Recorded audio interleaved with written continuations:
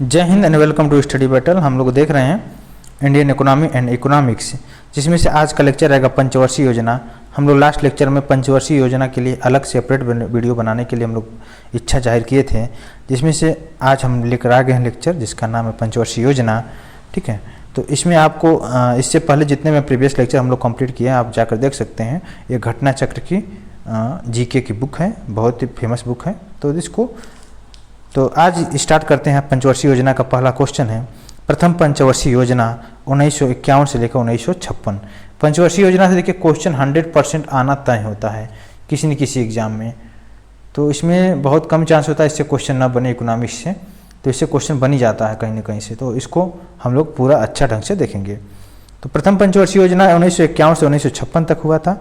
इसमें उद्देश्य ये था कि शरणार्थियों का पुनर्वास हो, कृषि क्षेत्र में के विकास तथा राष्ट्रीय प्रसार सेवा का प्रारंभ तथा संतुलित विकास नीति। देखिए वृद्धि दर लक्ष्य जो था 2.1, अब प्राप्ति कितना गया लक्ष्य दर से ज़्यादा 3.6 हमने इसका लक्ष्य को प्राप्त करके कुछ ज़्यादा ही हम लोग प्रोग्रेस किया था। देखिए जो प्रथम पंचवर्षीय योजना है हैरड डोमर विधि, हैरड डोमर समृद्धि मॉडल पर आधारित है। बहुत इंपॉर्टेंट क्वेश्चन है। तो प्रथम पंचवर्षीय योजना क्वेश्चन आ सकता है कि कौन से मॉडल पर आधारित है, तो हैरड डोमर समृद्धि मॉडल पर आधारित है।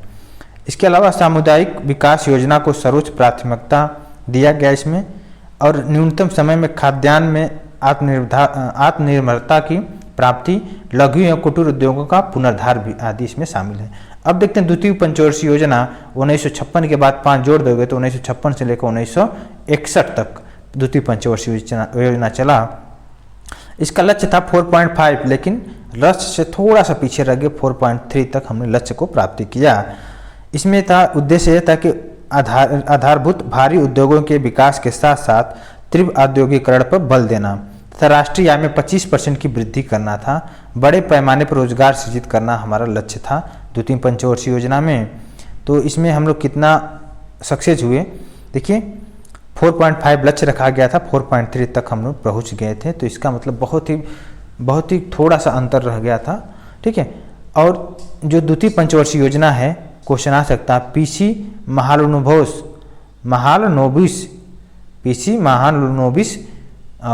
की मॉडल पर आधारित है। इस क्वेश्चन आ सकता है। पहला जो था हैरड डोमर की मॉडल पर आधारित है, दूसरा जो था पीसी महालनोबिस की मॉडल पर आधारित है। देखिए इसमें राउरकेला, उड़ीसा, भिलाई, दुर्गापुर में इस्पात संयंत्रों की स्थापना हुई। ठीक है, द्वितीय पंचवर्षीय योजना में। अब देखते हैं तृतीय पंचवर्षीय योजना जो कि बहुत इंपॉर्टेंट है। तृतीय पंचवर्षीय योजना इसमें 1961 से लेकर 1966 तक चला। इसमें लक्ष्य रखा गया था 5.6 और हम लोग काफ़ी पीछे रह गए थे, 2.8 तक ही हम लोग इसको प्राप्त कर सके थे। अर्थव्यवस्था को आत्मनिर्भर बनाना था। इसमें उद्देश्य था कृषि पर पुनः सर्वाधिक बल देना था और राष्ट्रीय आय में प्रतिवर्ष 5% की वृद्धि दर आदि करना था। तो देखिए महालनोबिस के मॉडल, फिर जे सैंडी के डिमोन्स्ट्रेशन मॉडल तथा सुखमय चक्रवर्ती के आगत निर्गत मॉडल पर आधारित, ये तीनों लोग के मॉडल पर आधारित था। खाद्यान्नों के क्षेत्र में आत्मनिर्भर हासिल करना था। विफलता हो गया इसमें, इसलिए हम लोग लक्ष्य को प्राप्ति नहीं कर पाए, क्योंकि 1962 में भारत और चीन के युद्ध हो गया था और 1965 में हो गया था। 1965 में भारत और पाकिस्तान के साथ, और 1965 से 1966 में सूखा पड़ गया था। इस 3 कारणों की वजह से हम अपने लक्ष्य को प्राप्त नहीं कर पाए। लक्ष्य हमारा 5.6 था, हमने हासिल किया 2.8% ही हासिल कर पाया, क्योंकि भारत और चीन के साथ युद्ध हो गया। उसके अलावा भारत पाकिस्तान के साथ युद्ध, उसके अलावा तीसरा जो मार पड़ी हमारे देश पे वो था सूखा की वजह से दिक्कतें पैदा हुई। तो वर्ष 1966 से 69 के बीच में 3 वर्षीय योजना बनाई गई। इस अवधि को क्या बोला गया, योजना अवकाश कहा गया। ठीक है, 1966 से लेकर 1969 तक। क्लियर हुआ। नेक्स्ट में देखिए चतुर्थ पंचवर्षीय योजना देखते हैं। चतुर्थ पंचवर्षीय योजना बहुत इंपॉर्टेंट है। 1969 से 1974 तक ये चतुर्थ पंचवर्षीय योजना चालू हुआ। इसमें था उद्देश्य यही था कि स्थिरता के साथ आर्थिक विकास, आत्मनिर्भरता की प्राप्ति करना, आय एवं संपत्ति के समान विवरण, क्षेत्रीय असमताओं में कमी, संतुलित विकास पर जोर देना और औद्योगिकरण को बढ़ावा देना। लक्ष्य था 5.7, हमने हासिल किया 3.3 तक, फिर भी बहुत अच्छा हम लोग कवर किए हैं। जो चतुर्थ योजना था गाडगिल योजना, क्वेश्चन आ सकता है चतुर्थ योजना किस मॉडल पर आधारित है, तो गाडगिल योजना पर। तो पहला योजना था हैरड डोमर, दूसरा पीसी महालनोबिस, तीसरा था पीसी के ही महालनोबिस और उसके अलावा 2 लोग और थे, उनके मॉडल पर आधारित था, और चौथा जो पंचवर्षीय योजना है गाडगिल योजना के मॉडल पर आधारित है। इसमें देखिए इसी में हुआ बैंकों का राष्ट्रीयकरण, चतुर्थ पंचवर्षीय योजना में हुआ 14 बैंकों का राष्ट्रीयकरण हुआ, ठीक है, और 1969 में प्रभावी तथा बफर स्टॉक की धारा लागू हुई। अब देखते हैं 5वीं पंचवर्षीय योजना 1974 से लेकर 1979 तक चालू हुआ। इसका लक्ष्य था 4.4, हमने इससे ज़्यादा ही लक्ष्य से प्राप्ति किया, टारगेट को हमने प्राप्त करके इससे ही ज़्यादा प्रोग्रेस किया था पाँचवीं पंचवर्षीय योजना में। इसमें यह तक निर्धरता को हटाना था, गरीबी को हटाना था और आर्थिक आत्मनिर्भरता की प्राप्ति करना था। देखिए गरीबी हटाओ का नारा दिया गया, न्यूनतम आवश्यकता कार्यक्रम प्रारंभ किया गया, काम के बदले अनाज कार्यक्रम 1977 में प्रारंभ किया गया। देखिए नोट में ये देखिए 5वीं जो पंचवर्षीय योजना को 1 वर्ष पहले अर्थात 1978 में ही समाप्त कर दिया गया, ठीक है, 1978 में ही समाप्त कर दिया गया, जिसको आपको याद रहना चाहिए। अब देखते हैं 6वीं पंचवर्षीय योजना, इसके विषय में देखते हैं। 1980 से लेकर 85 तक चला, इसका लक्ष्य था 5.2 और प्राप्ति की है 5.7। तो 5वीं और 6वीं बहुत ही बेहतरीन योजना पंचवर्षीय योजना चला, क्योंकि हमने लक्ष्य से ज़्यादा ही प्राप्ति किया है। इसमें था कि आधुनिकीकरण तथा अर्थव्यवस्था के विस्तार द्वारा गरीबी निवारण तत्पर प्रत्यक्ष आक्रमण और आत्मनिर्भरता पर सामाजिक न्याय आदि, ठीक है। देखिए ये मॉडल जो था आधारित था आगत निर्गत मॉडल पर आधारित था। गरीबी निवारण तथा रोजगार सृजन पर विशेष बल देना, गरीबी बेरोजगारों के उन्मूलन से संबंधित अनेक योजना का चालू हुआ, जिसमें NREP हो गया, IRDP हो गया, RLGP हो गया आदि लागू हुआ, ठीक है। 6ठी योजना को 15 वर्ष की दीर्घावधि को ध्यान में रखकर बनाया गया था। इस कार्य से क्या बोला गया, पर्सपेक्टिव प्लानिंग भी कहा गया है। इस योजना में पहली बार अर्थव्यवस्था के आधुनिकीकरण के लक्ष्य को शामिल किया गया। देखिए जो 6ठी पंचवर्षीय योजना है 2 बार लागू की गई, पहली बार जनता पार्टी सरकार द्वारा 1978 से 1983 के लिए, जबकि दूसरी बार कांग्रेस जो 1980 से 1985 के लिए, ठीक है। 1978 से 83 की योजना को क्या बोला गया, अनवरत योजना दिया गया। अनवरत योजना का जो श्रेय दिया गया गुन्नार भिडल को दिया गया, ठीक है। अब देखते हैं 7वीं पंचवर्षीय योजना। आई थिंक 6 तक आपको क्लियर हो गया होगा, पूरा डिटेल्स में हम लोग पढ़े हैं, जो भी इंपॉर्टेंट फैक्ट था हम लोग देखे हैं। 7वीं पंचवर्षीय योजना 1985 से 1990 तक चला। इसमें था उद्देश्य यही था कि आधुनिकीकरण, आत्मनिर्भरता और सामाजिक न्याय हो। 5.0 हम परसेंटेज इसका लक्ष्य हम लोग निर्धारित किए थे, हम लोग लक्ष्य से ज़्यादा प्राप्ति किए, 6.0 तक हमने इसका प्राप्ति किया। दीर्घकालीन विकास निधि इसका हमने और उदारीकरण मॉडल था, तो इसमें क्वेश्चन आ सकता है उदारीकरण मॉडल, इंदिरा आवास योजना, जवाहर रोजगार योजना आदि इसमें चलाया गया। और इसके अलावा नेहरू रोजगार योजना का प्रारंभ हुआ। ऊर्जा संरक्षण एवं गैर परंपरागत ऊर्जा स्रोतों के विकास पर बल दिया गया, ठीक है। अब देखते हैं 8वीं पंचवर्षीय योजना। इसमें मानव संसाधन विकास, शताब्दी के अंत तक पूर्ण रोजगार सृजित करना था लक्ष्य, और जनसंख्या वृद्धि पर नियंत्रण करना था। पेयजल तथा स्वास्थ्य सार्वभौमिकरण था, ठीक है। तो 1992 से 1997 तक लक्ष्य था 5.6, हमने हासिल किया 6.8। इसमें था मॉडल किस मॉडल पर आधारित था, जॉन डब्ल्यू मूलर मॉडल पर आधारित था। प्राथमिक शिक्षा का सार्वभौमिकरण इसका लक्ष्य था। 15 से 35 आयु समूह में निरक्षरता मतलब सबको शिक्षा देना इसका लक्ष्य था। 9वीं पंचवर्षीय योजना 1997 से 2002 के बीच में चला। इसमें सामाजिक न्याय एवं समता के आर्थिक विकास पर उद्देश्य था। 6.5 इसका लक्ष्य था, 5.4 हमने इसको हासिल किया। इसमें थोड़ा कमी रह गई 9वीं पंचवर्षीय योजना में। देखिए इस योजना में 7 बुनियादी न्यूनतम सेवाओं, जिनमें सभी के लिए प्राथमिक शिक्षा हो, बेघर के लिए घर हो, बच्चों के लिए पोषक आहार हो, सभी गांवों तथा बस्तियों के लिए सड़क हो, गरीबों के लिए सार्वजनिक वितरण व्यवस्था को बेहतर बनाना आदि पर बल दिया गया, ठीक है। अब देखते हैं 10वीं पंचवर्षीय योजना में क्या हुआ। 10वीं पंचवर्षीय योजना, 10वीं जो पंचवर्षीय योजना हुआ कब हुआ देखिए, 1 अप्रैल 2002 से 31 मार्च 2007 तक चला 10वीं पंचवर्षीय योजना, जब आर्थिक सुधारों का दौर चरम पर था। 10वीं पंचवर्षीय योजना अधिक व्यापक आगत निर्गत मॉडल पर आधारित था। इस योजना की कूटनीति 2 आधारभूत तत्वों पर आधारित थी। देखिए, पहला था विगत वर्षों से प्राप्त उपलब्धियों को अक्षुण्ण बनाए रखते हुए इन्हीं पर आगे का विकास करना। विगत वर्षों में अर्थव्यवस्था के विभिन्न क्षेत्रों के विकास में आई बाधाओं को प्राथमिकता के आधार पर दूर करना।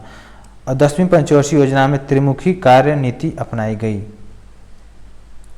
योजना में कृषि को महत्वपूर्ण क्षेत्र के रूप में स्वीकार किया गया, क्योंकि इस क्षेत्र में लाभ को व्यापक रूप से फैलाने की शक्ति सर्वाधिक रही। उन क्षेत्रों का तीव्र विकास सुनिश्चित किया गया जो लाभप्रद रोजगार के अवसरों का सृजन करने वाले थे। ठीक है। 10वीं पंचवर्षीय योजना में वास्तविक समृद्धि दर जो था 7.7% था। यद्यपि यह योजना अपने लक्ष्यों से 8% कम रही तथा अब तक की सबसे सर्वाधिक वृद्धि दर वाली योजना थी। ठीक है, देखिए सबसे सर्वाधिक अब तक की 10वीं पंचवर्षीय योजना थी 2002 से 2007 तक सबसे ज़्यादा वृद्धि दर वाली थी। ठीक है, अब इसमें देखते हैं पंचवर्षीय योजना का विकास उपलब्धि एक बार और देख लेते हैं। पहली पंचवर्षीय योजना में 2.1 लक्ष्य था, प्राप्ति हुआ 3.6। दूसरा में कमी रह गया, थोड़ा सा कमी रह गया 4.5 से 2.3। तो तीसरा पंचवर्षीय योजना 1961 से 1966 तक चला, इसका लक्ष्य था 5.6, हमने प्राप्ति किया 2.1। इसमें कमी रहने का 3 वजह था। पहला, भारत और चाइना, इंडो और चाइना के बीच युद्ध हुआ, इंडो और पाकिस्तान के बीच में युद्ध हुआ। और जो तीसरा था सूखा, 1 वर्ष सूखा, भयंकर सूखा हुआ, इसके वजह से ये हमारा लक्ष्य को प्राप्त हम नहीं कर पाए। ठीक है। और चतुर्थ पंचवर्षीय योजना में हमने लक्ष्य से थोड़ा सा कमी रह गए थे। 5वीं में हमने लक्ष्य को भेद दिया था, लक्ष्य से हम लोग ज़्यादा विकास किए। 6ठी में भी ज़्यादा विकास किए। 7वीं पंचवर्षीय योजना में भी हमने विकास किया, लक्ष्य से ज़्यादा प्राप्ति किया। 8वीं में भी यही हाल रहा। और 9वीं पंचवर्षीय योजना 1997 से 2002 के बीच में थोड़ा कमी रह गई। 10वीं पंचवर्षीय योजना में भी अच्छा परफॉर्मेंस रहा, सर्वाधिक वृद्धि हमने 10वीं पंचवर्षीय योजना में करके दिखाया। अब 11वीं पंचवर्षीय योजना 2007 से 12 तक चला, इसमें 9% हमारा लक्ष्य था, हमने हासिल किया 8%। ठीक है। पहले 3 योजनाओं के लक्ष्य राष्ट्रीय आय के संदर्भ में निर्धारित किए गए थे। चौथी योजना का लक्ष्य था शुद्ध घरेलू उत्पाद के संदर्भ में था। इसके बाद सभी योजनाओं में सकल घरेलू उत्पाद के संदर्भ में रहा। 11वीं पंचवर्षीय योजना को देख लेते हैं। 11वीं पंचवर्षीय योजना का उद्देश्य था तीव्रतर आर्थिक विकास के साथ समावेशी विकास के लक्ष्य की प्राप्ति, जिससे कि विकास की मुख्य धारा के साथ सबको जोड़ा जा सके और आर्थिक विकास के सभी को लाभान्वित कर सके। आई थिंक क्लियर हो गया होगा। 11वीं पंचवर्षीय योजना की अवधि के दौरान 9% विकास दर लक्ष्य रखा गया, जबकि प्राप्ति हुई थी 8% की। इस योजना में गरीबी, स्वास्थ्य, शिक्षा तथा महिलाओं और बच्चों के विकास तथा अधोसंरचना एवं पर्यावरण से संबंधित कार्य संपादन के प्रदर्शन का आकलन करने वाले 26 सूची बनाए गए थे।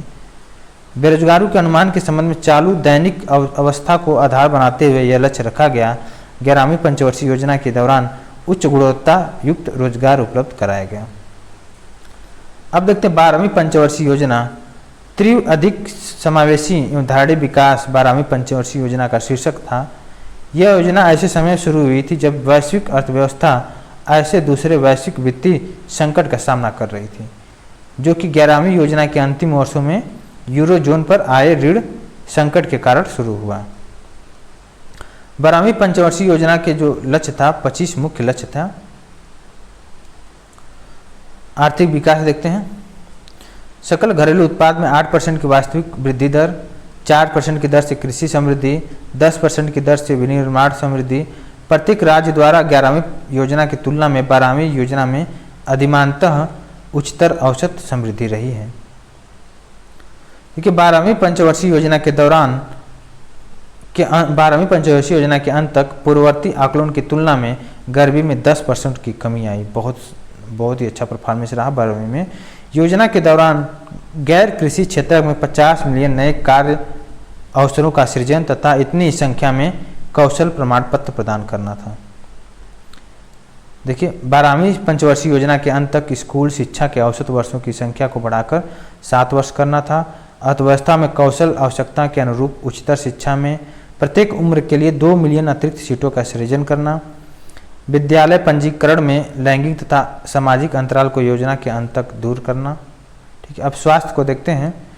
योजना के अंत तक नवजात मृत्यु दर को घटाकर 25 प्रति हजार करना था और मातृ मृत्यु दर को घटाकर 1 प्रति हजार जीवित प्रसव के स्तर पर लाना तथा लिंगानुपात 0 से 6 वर्ष को सुधार करके 9 से 50 तक लाना था। योजना के अंत तक कुल प्रजनन दर को घटाकर 2.1 के स्तर पर लाना। ठीक है, और अब देखते हैं योजना के अंत तक 0 से 3 वर्ष आयु वाले बच्चों के अल्प पोषण को घटाकर NFHS 3 के आधे पर लाना। ग्रामीण अवसंरचना को देखते हैं। योजना के अंत तक अवसंरचना में निवेश को बढ़ाकर GDP के 9% पर लाना और योजना के अंत तक सकल सिंचित क्षेत्र को 90 मिलियन हेक्टेयर से बढ़ाकर 103 मिलियन हेक्टेयर करना था, इसका लक्ष्य था। योजना के अंत तक सभी गांवों को बिजली उपलब्ध कराना। 12वीं पंचवर्षीय योजना तक सभी गांवों को 12 मासी सड़कों को जोड़ना। योजना के अंत तक राष्ट्रीय और राज्य राजमार्गों को न्यूनतम 2 लेन मापदंड पर लाना।